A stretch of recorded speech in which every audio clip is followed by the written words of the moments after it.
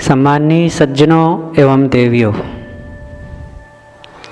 संसार में मनुष्य का ही नहीं बल्कि प्राणी मात्र का लक्ष्य निर्धारित है। वह है दुखों से आत्यांतिक निवृत्ति। लेकिन अन्य प्राणियों के जीवन में दुखों से छुट्टी पाने के लिए वो योग्यता नहीं है। उनके पास वो मन की शक्ति नहीं है कि मनन चिंतन करके वे संयम और आत्मबोध की साधना कर सकें। उनके पास जो कुछ इंद्रिय भोग है और मन से थोड़ा सोच करके अपने जीवन निर्वाह के लिए वही भाग दौड़ और काम करने की क्षमता है, बस इतना ही वे कर सकते हैं। लेकिन मनुष्य के पास अपार क्षमता है। इसकी शक्ति का वर्णन नहीं किया जा सकता है। मनुष्य में इतनी योग्यता है और मनुष्य के पास सारी योग्यता होते हुए भी अगर वो अपनी योग्यता का उपयोग नहीं कर रहा है तो हानि भी इसी की होती है। इतनी अनुकूल भूमिका, उत्तम जीवन, मन की शक्ति और अच्छा विचार, सब कुछ वातावरण जो मिला हुआ है, इसका अगर सदुपयोग न किया जाए तो फिर यही अभिशाप बन जाता है। और यही हो रहा है आज समाज की जो दशा है, जो नवयुवकों की दशा है, स्वेच्छाचारिता, उद्दंडता, कुसंग, नशा और इंद्रियों के चंचलता, यह सब खूब बढ़ रहा है। हमारा कर्तव्य है कि हम अपने जीवन के मूल्य को खुद समझें। अपने शारीरिक स्वास्थ्य और मानसिक स्वास्थ्य के हम खुद जिम्मेदार बने। कोई दूसरा इसका जिम्मेदार नहीं हो सकता है और वो कोई किसी ढंग से हमारा सहयोग भी नहीं कर सकता है। अगर हम सहयोग न लेना चाहें तो, अगर अपने जीवन के महत्व को समझते हैं तो एक छोटे बच्चे से भी हम सीख सकते हैं, एक पक्षी से भी, एक कुत्ते से भी हम सीख सकते हैं और अपने जीवन को कल्याण की दिशा में आगे बढ़ा सकते हैं। दुख निवृत्ति के लिए यहाँ पर 3 रास्ते हैं। रास्ते का महत्व नहीं है बल्कि मंजिल का महत्व है। हम अपनी मंजिल पर पहुँचें, इसकी आवश्यकता है। किस रास्ते से पहुँचते हैं इस बात का विशेष महत्व नहीं है, लेकिन हाँ, कुछ अवश्य महत्व है। हम ऐसे ही रास्ते का चुनाव कर लें जो 1 घंटे का होते हुए भी अब हम उसमें 24 घंटे लगा रहे हैं, तो ऐसे रास्ते पर चल करके शक्ति और समय दोनों की बर्बादी होती है। इसलिए, लेकिन दूसरी तरफ अब शॉर्टकट रास्ता ऐसा चुन लिए कि काम हुए बिना ही और काम का पूर्ण लाभ हुए बिना ही हम वहाँ पहुँचना चाहें तो भी सफलता नहीं मिलेगी। उचित समय से उचित स्थान पर पहुँचना हर इंसान का कर्तव्य है। इसलिए रास्ते कुछ भी हो, लेकिन सही दिशा में चल करके उचित समय से हम मंजिल पर पहुँचें, इस बात का विशेष महत्व है। किसी भी मत पंथ को मानने वाले हम हों, लेकिन हमारे जीवन में सदाचार होना चाहिए। सदाचार के अभाव में कभी भी शांति नहीं मिल सकती है। ना इंद्रियों पर संयम हो सकता है और ना मन की परख हो सकती है, ना स्वरूप का बोध हो सकता है। सदाचार सर्वप्रथम है। हर नर नारी का यह प्रथम कर्तव्य है कि सबसे पहले वे अपने जीवन में सदाचार को अपनावे। तो कल्याण की दिशा में, दुख निवृत्ति के पथ पर पूरी तरह से आगे बढ़ने के लिए 3 रास्ते हैं: प्रत्यक्ष, परोक्ष और अपरोक्ष। अब इन रास्तों में चल करके कुछ लोग चाहते हैं कि प्रत्यक्ष में ही हम पहुंच जाएंगे। रास्ते तो हैं और दुख सभी छुड़ाना चाहते हैं, लेकिन ज़रूरी नहीं है कि सभी रास्ते वहीं पहुंचाते हों। कुछ रास्ते विपरीत मंजिल को पहुंचा देते हैं, विपरीत स्थान पर हमें भेज देते हैं। इसलिए रास्तों का चुनाव होना चाहिए। प्रत्यक्ष है इंद्रियों के विषय। संसार में अधिकतम लोग प्रत्यक्ष में ही डूबे हैं। खाने पीने, देखने, सुनने, नाच तमाशा, खेल कूद, इंद्रियों के भोग, नशा, ये सब प्रत्यक्ष के विषय हैं और इन्हीं में अपनी सारी समय शक्ति को लगा करके अपने जीवन को खपा देते हैं। और जो काम होना चाहिए कल्याण का, वह काम नहीं हो पाता है। शरीर का समय निकल जाता है, बुढ़ापा आ जाता है, इंद्रियां शिथिल हो जाती है और मन में शांति नहीं आ पाती, संशय दूर नहीं हुआ, चंचलता मिटी नहीं और शरीर जवाब देने लग गया। तो कुछ नहीं हुआ, समय निकल गया और सब कुछ व्यर्थ चला गया। और यही करते करते बचपन से लेकर जवानी, जवानी से बुढ़ापा आ गया और मन में देखते हैं कि वही चंचलता, वही अशांति, वही टेंशन, वही तनाव, वही उत्तेजना और इंद्रियों के उद्वेग वैसे ही सता रहे हैं। तो कुछ लोग इन प्रत्यक्ष भोगों से ऊबते हैं। उनको ये मन में पीड़ा होती है कि इतने दिन बीत गए, वही खाते, वही भोगते, वही विषयों को ग्रहण करते, आज तक तृप्ति नहीं मिली। तो क्या ये जीवन यूं ही बीत जाएगा, अतृप्ति, असंतोष और भय चिंता में ही? तो इससे ऊपर उठ करके कुछ लोग परोक्ष की ओर जाते हैं। परोक्ष कहते हैं कल्पनाओं में जाना। तब वे किसी देवी देवता की कल्पना करते हैं, किसी भगवान ईश्वर ब्रह्म की कल्पना करते हैं और उसकी शरण में जा कर के वहाँ पर अपने दुखों को मिटाना चाहते हैं। और फिर उनकी पूजा, उपासना, आरती, वंदना और उनके सामने गिड़गिड़ाना, उनसे मुक्ति की याचना करना, हे भगवान, हे देवी देवता, तुम हमारा उद्धार करना, हमारे बाल बच्चों को सुखी रखना, हमें रोग से, दुख से, पीड़ा से बचाना, हमें धन देना, पुत्र देना, घर देना, चीज़ें देना।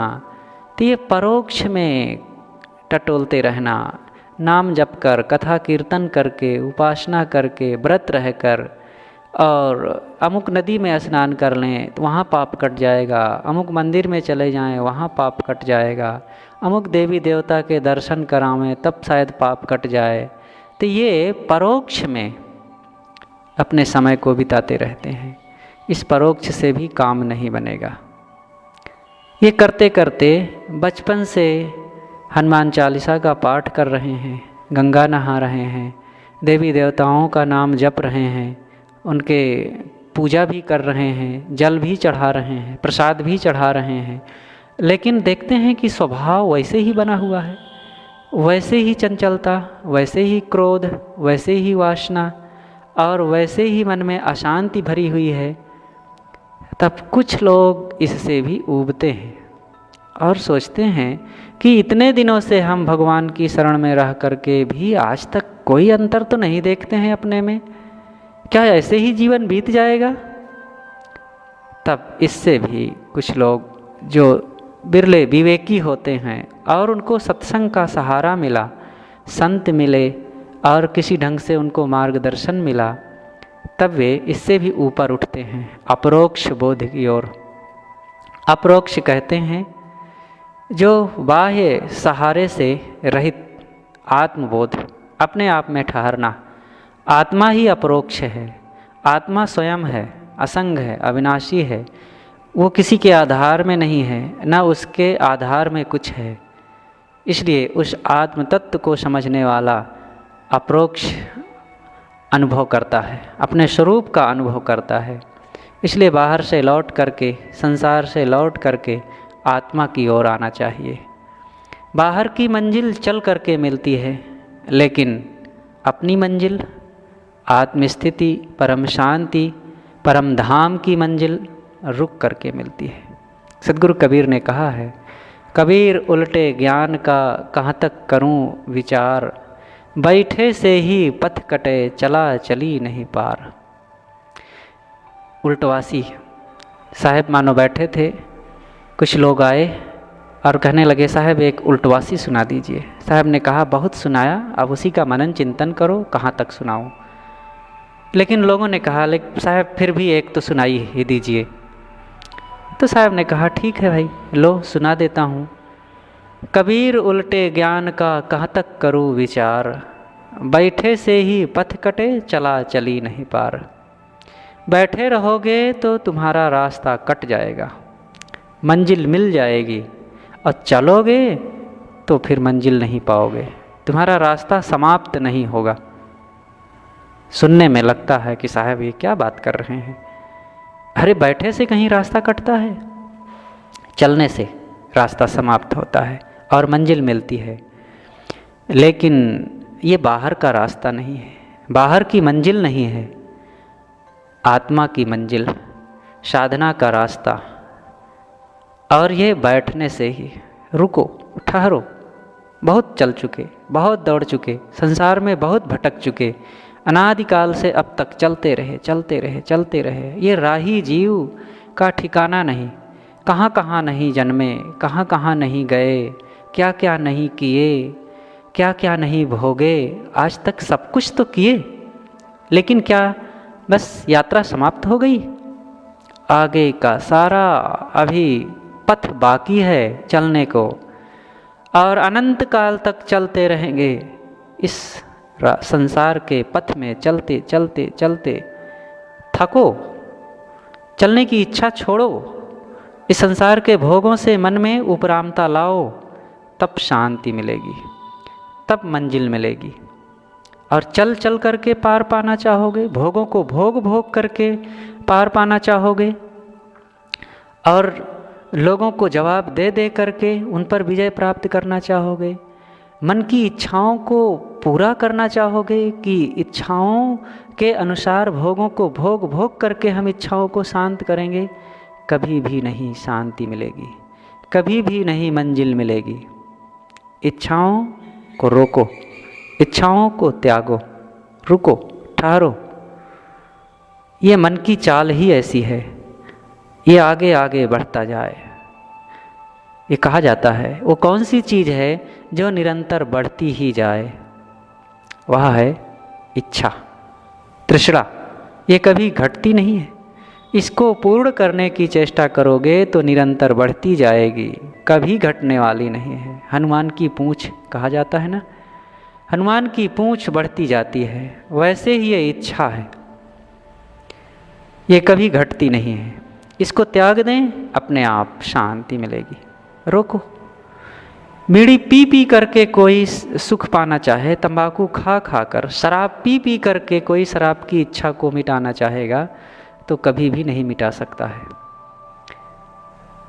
इसी प्रकार विषयों को भोग भोग करके, कोई भी वासना हो, कोई भी विषय आसक्ति हो, उनको हम पूर्ण करना चाहेंगे और उन विषयों को भोग भोग करके वहाँ पर उसको शांत और तृप्ति पाना चाहते हैं तो असंभव है। त्यागना पड़ेगा, रुकना पड़ेगा, अंततः रुकना है। त्याग करन है सबन को, बचत न कोई दिखाए, चाहे तजे दुख भोग के, चाहे प्रथम हटाए। त्याग तो करना ही है। आज शरीर में शक्ति, मन में शक्ति रहते हुए विषयों को त्याग दो तो परम शांति की प्राप्ति होगी, मुक्ति मिलेगी। लेकिन शरीर की शक्ति घट जाए, नष्ट हो जाए और इच्छाएं वैसे ही मुँह बाए खड़ी रहें हमारे सामने और इसी में शरीर समाप्त हो जाए, तब तो मुक्ति नहीं, मृत्यु, इसे ही मृत्यु कहते हैं। और फिर संसार का रास्ता आगे भी खुला मिलेगा और उसमें भटकने के लिए विवश रहेंगे। इसलिए अपरोक्ष बोध होना चाहिए। बाहर से लौटें, ठहरें अपने आप में, साधक को स्थिर होकर के बैठना चाहिए। रोज़ रोज़ यह काम करें और कुछ समय के लिए अपने मन को कह दें कि हे मन, अब मुझे कुछ नहीं चाहिए, तुम जहाँ जहाँ दौड़ रहे हो, जो जो पाना चाहते हो, जिन जिन से मिलना चाहते हो, वे सब मेरी आवश्यकता नहीं है। मेरी आवश्यकता है केवल अपने स्वरूप में स्थित होना, और वही मैं अब करूँगा। और मुझे कुछ चाहिए नहीं। जो मुझे चाहिए, जो मेरी आवश्यकता है, जो मेरी मंजिल है, जो मेरा लक्ष्य है, जो मेरा उद्देश्य है, जहाँ पर दुखों का पूर्ण अंत है, जहाँ पर दुख का नामो निशान नहीं है, वह बाहर नहीं, वह मेरे अपने आप में है, मेरे स्वरूप में है। इसलिए मैं अब वहीं ठहरना चाहता हूँ। हे मन, अब तेरा मेरे मुझसे कोई काम नहीं है, तुम अपनी जगह रहो, तुम शांत हो जाओ। देखिए, जब ऐसा संकल्प करेंगे, ऐसी दृढ़ता करेंगे, मन अपने आप शांत होने लगेगा। और मन के शांत होते ही फिर मंजिल दूर नहीं, आप अपने आप में रह जाएंगे। आपका अपने आप में ठहर जाना ही परम दशा है। यही है ब्रह्म लोक में पहुंच जाना। यही है गोलोक, शिवलोक, साकेत लोक, विष्णु लोक। जो इस लोक में पहुंच गया, उसे और कहीं पहुंचने की क्या ज़रूरत है। तस्य आत्मायम लोका, आत्मा ही वह अपना लोक है। इसलिए उस आत्मलोक की इच्छा रखनी चाहिए और वहीं हम पहुँचें।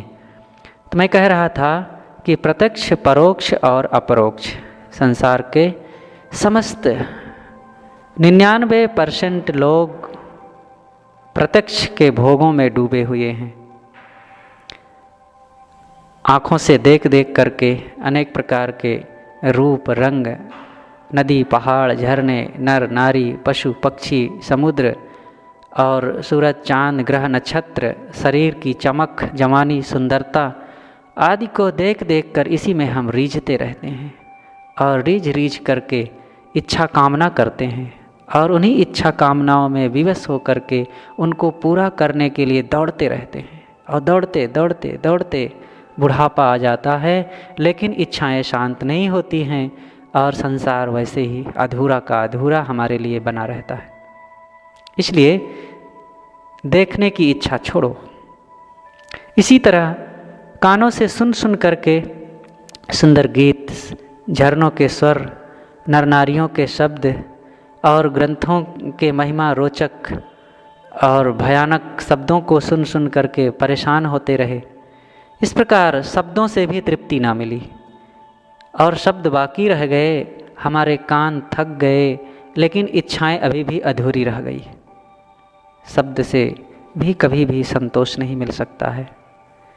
इसी तरह खा खा करके खट्टा, मीठा, चरफरा, नमकीन, कसैला, तीता आदि खा खा करके भी आज तक तृप्ति ना मिली। जब से जन्मे तब से खा रहे हैं, 1 बार 2 बार 3 बार नहीं, कई कई बार खाते हैं, लेकिन आज तक तृप्ति ना मिली। इच्छाएं वैसे ही बलवान बनी हुई है, बल्कि और दिन दूना रात चौगुना बलवान होती जा रही है। और नए नए भोग, नए नए पदार्थ मिलें, अमुक जगह के पकवान, अमुक देश काल परिस्थिति के पकवान हमें मिलें और उनका भी आनंद लें। इच्छाएं शांत होने वाली नहीं है। खा लो, कितना खाओगे, चाहे जितना खाओ, लेकिन कभी भी तृप्ति नहीं होगी। घाटी के नीचे माटी। केवल जीभ के स्वाद के लिए अगर हम खाते हैं तो बहुत पाप करेंगे। जो चाहेगा चूपड़ी, बहुत करेगा पाप। इसलिए रुको, ठहरो, संतोष करो, जो कुछ है उसमें गुजर बसर करो, मेहनत करो, शरीर का निर्वाह होगा और भजन करो, आत्म शांति का काम करो। इसी तरह स्पर्श की भावना से भी मनुष्य तृप्त नहीं होता। एक प्रकार का कपड़ा नहीं, एक प्रकार के फूल नहीं, एक प्रकार के नर नारियों से संतोष नहीं होता। ये मन दौड़ता रहता है और मिले, कहीं भी तृप्ति नहीं मिलेगी, कहीं भी संतोष नहीं मिल सकता है। इसलिए रुकें। तो ये प्रत्यक्ष में सारा संसार डूबा है, लेकिन कुछ बिरले विवेकी थोड़े होते हैं, संसार के भोगों से उनको ऊब लगती है तो ऊपर उठते हैं, तो परोक्ष में अटक जाते हैं। कोई भगवान आएगा, वो दर्शन देगा, वो हम पर कृपा करेगा, वो उद्धार करेगा, वो कल्याण करेगा, अथवा देवी देवता के दर्शन हो जाएंगे तब वे हमारे कल्याण करेंगे। और भूत प्रेत, जादू टोना, मंत्र तंत्र, ग्रह लग्न मुहूर्त शकुन अपशकुन आदि आदि भावनाओं में भयभीत रहते हैं, उनसे पीड़ित रहते हैं, कांपते रहते हैं। और नहीं कुछ तो चले गंगा जी में नहा लें, पाप कट जाएगा, नर्मदा में नहा लें, और द्वारिका मथुरा काशी प्रयाग और जगन्नाथ आदि घूम आवें, वहीं शायद पाप कट जाए। दौड़ते रहे। इसलिए प्रत्यक्ष परोक्ष से ऊपर उठकर अपरोक्ष की ओर आवें। अपरोक्ष अपना शुद्ध चेतन आत्मा है, अपनी सत्ता है, आत्मसत्ता, और वह बाहर नहीं, आप खुद हैं। इसलिए बाहर से लौटें। ऋषि कहते हैं आत्मानं चेद विजानीयात् अयमस्मीति पुरुषः किमिच्छन् कस्य कामाय शरीर मनुसंजरेत। जिसने अपने आप को जान लिया अच्छी तरह से, विवेकपूर्वक, बोध जिसको अपने आप का हो गया, तो फिर वो बाहर किस इच्छा किस कामना से पढ़ करके संसार में अपने ऊपर जन्म मरण का बुखार चढ़ाए रखेगा। इसलिए बाहर से लौटे, अपने आप की ओर आए। सदगुरु कबीर कहते हैं कस्तूरी कुंडल बसे मृग ढूंढे बन माए, तैसे घट घट राम है दुनिया जानत नाए। जो तिल माही तेल है जो चकमक में आग, तेरा साई तुझ में जाग सके तो जाग। जगो, बाहर से कहीं भी संतोष नहीं मिलेगा। चाहे आज संतुष्ट हो और चाहे 10 साल बाद या अगले जन्म में 10 जन्म 1000 जन्म के बाद, लेकिन आत्म संतोष में ही दुखों की निवृत्ति होती है। तो यह काम क्यों ना आज ही किया जाए। ये सुंदर जीवन मिला है, शरीर की शक्ति है, अभी नई अवस्था भी है, अच्छी संगति भी है, स्वास्थ्य भी है, समझ भी है, सब कुछ अनुकूल है। इन अनुकूलताओं को अगर हम भोगों में, बंधनों को बनाने में बिता देंगे, तब दुख मिटाने का कब काम करेंगे। जब बूढ़े हो जाएंगे तब चतिहो जब तजिहो प्राणा, जब प्राण निकलने लगेंगे तब चेतेंगे। संभव ही नहीं कि तब हो जाए। छूछे परे अकारथ जाई, कहाँ कबीर चित चेतहु भाई। छूछे, जैसे खाली हाथ आए थे वैसे यहाँ से चले गए। साहब कहते हैं अरे भाई चेतो जागो, आज ये जगने की भूमिका है। मानव जीवन जागृत होने के लिए मिला हुआ है, लेकिन यहाँ तो और सोने की, घोर निद्रा में सोने के लिए हम तो लग गए हैं। इसलिए आज नींद खुलनी चाहिए। सदगुरु कबीर कहते हैं तेरी गठरी में लागल चोर बटोहिया का सोए। जहाँ पर काम क्रोध लोभ मोह आदि रात दिन ये खूंखार चोर हमारे पीछे पड़े हों और हमारी संपत्ति को, हमारे धन को लूटने के लिए सब समय तैयार हों, और ऐसी विषम परिस्थिति में हम सोवें, कितनी बड़ी भूल है। इसलिए संतो जागत नींद न कीजिए, हे संतो जगो। यहाँ साहब केवल विरक्त वेशधारियों को ही संत नहीं बल्कि मानव मात्र के लिए संत शब्द का प्रयोग करते हैं। और जो दुखों से छुट्टी पाना चाहे वही संत है और काम करे। कोई नर हो, नारी हो, बालक हो, वृद्ध हो, हिंदू हो, मुसलमान हो, भारतीय हो, अभारतीय हो, कोई भी हो, जो काम करेगा वही इसका लाभ पाएगा और वही परम शांति का अनुभव करेगा, वही पूर्ण दुखों की निवृत्ति कर सकेगा। इसलिए हम इस पथ में आगे बढ़ें और आत्मकल्याण का काम करें। अपनी बातें मैं यहीं पर समाप्त करता हूँ। बोलिए सद्गुरु देव की जय।